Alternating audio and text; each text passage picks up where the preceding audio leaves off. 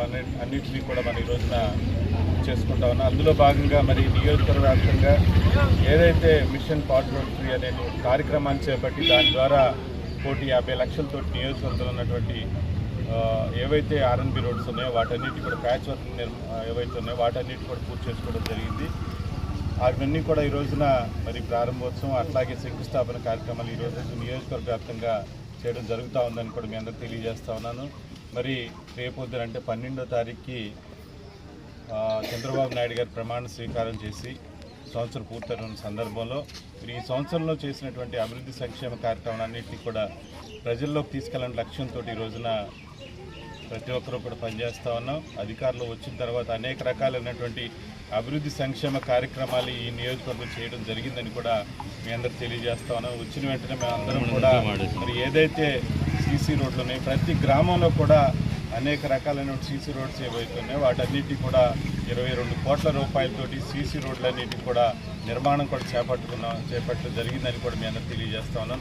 అదేవిధంగా ఆర్ఎన్బి రోడ్డుకి సంబంధించి రోజున సుల్తానగర్ నుంచి ముక్కల్ రోడ్డు అలాగే మరి కింద చూసినట్టయితే గుర్తువెన మండలంలో ఉన్నటువంటి కోడు టు చిన్నగొల్లపాలెం అలాగే మునిపేట నుంచి కొమ్మడపూడి రోడ్డు అలాగే నాబార్డ్ నిధుల నుంచి కూడా మరి ఏదైతే గుర్తువెన నుంచి పీతలావ రోడ్డు ఉందో ఆ రోడ్డును అలాగే మరి చేవండ్రపాలెం దగ్గర ఉన్నటువంటి ఆర్ఎన్బి రోడ్డును ఇవన్నిటికి కూడా నిధులు కేటాయించి వాటన్నిటి కూడా త్వరలోనే టెండర్లు పిలిచి ఏవైతే మరి గతంలో అభివృద్ధి కాకుండా పాడైపోయిన రోడ్లన్నిటికీ కూడా ఈరోజు నిధులు కేటాయించి వాటన్నిటికి కూడా అభివృద్ధి బాటలో తీసుకెళ్తా ఉన్నామని కూడా మీ అందరూ తెలియజేస్తా ఉన్నాను.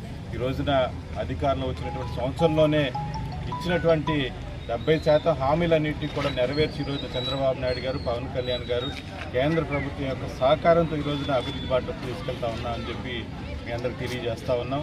ఈ రోజున నియోజకవర్గం 4 మండలాల్లో టౌన్లో ఏవైతే ఈ యొక్క సంవత్సర కాలంలో చేపట్టినటువంటి కార్యక్రమాలు అన్నీ పూర్తయినాయి వాటన్నిటినీ కూడా ఈరోజు ప్రారంభోత్సవ కార్యక్రమాలు చేపట్టి ముందుకెళ్తా ఉన్నామని తెలియజేస్తా ఉన్నాం. అలాగే ఈరోజు మరి గూడూరు మండలం చూసుకున్నట్టయితే ఎన్ఆర్జీఎస్ గ్రాంట్స్ ద్వారా 5 కోట్ల రూపాయలు కేటాయించి అన్ని గ్రామాల్లో సీసీ రోడ్లు నిర్మించడం జరిగింది. ఈ రోజున పూర్తయినటువంటి మరి ఆఖరి మన్నాడు ఏదైతే ఉందో అక్కడ 28 లక్షలతోటి సీసీ రోడ్లు కూడా ఈరోజు ప్రారంభోత్సవం చేస్తా ఉన్నాను కూడా మీ అందరికీ కూడా తెలియజేస్తా ఉన్నాను. తప్పకుండా మీరందరూ కూడా ప్రజల్లోకి మనం ఏదైతే అభివృద్ధి సంక్షేమ కార్యక్రమాలు చేపడతా ఉన్నామో వాటన్నిటిని కూడా ప్రజల్లోకి తీసుకెళ్లాల్సినటువంటి అవసరం మనందరి మీద ఉంది. ఈ రోజున వైసీపీ నాయకులందరూ కూడా మళ్ళీ ఫేక్ ప్రచారాలన్నింటినీ కూడా మొదలు పెడతా ఉన్నారు. వాటన్నిటిని కూడా తిప్పికొట్టాల్సినటువంటి అవసరం ఉంది. మొన్ననే మనందరం కూడా చూసాం కని విని రీతిలో మహిళలందరినీ కూడా గౌరవించేటట్టు మన భారతదేశంలో ఈ రోజున ఏ విధంగా వాళ్ళ యొక్క సొంత ఛానల్లో మహిళలను కించపరుస్తూ మరి మాట్లాడుతూ ఉన్నారో మనందరం కూడా చూసాం.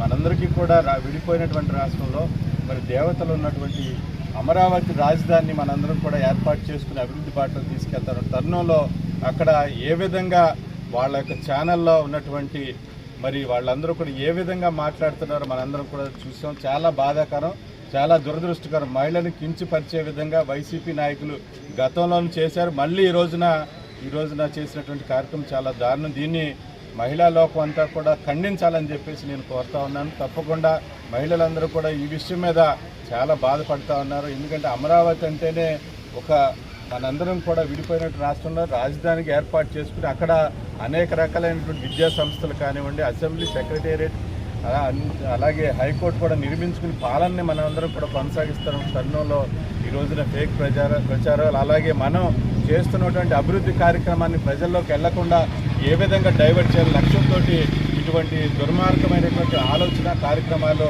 ఈ రోజున వైసీపీ నాయకులు చేస్తా ఉన్నారు. ప్రజలందరూ కూడా గమనిస్తూనే ఉన్నారు. గత 5 సంవత్సరాలు ప్రజలందరూ కూడా గమనించే మీ అందరికీ కూడా 11 సీట్లకే పరిమితం చేశారు. అయినా కూడా బుద్ధి లేనటువంటి ఈ వైసీపీ నాయకులు మళ్ళీ ఇటువంటి ఫేక్ ప్రచారం మొదలెడతా ఉన్నారు. కాబట్టి వాటన్నిటి కూడా ప్రజలు గమనించాలని చెప్పి మీ అందరినీ కోరుతా ఉన్నాను.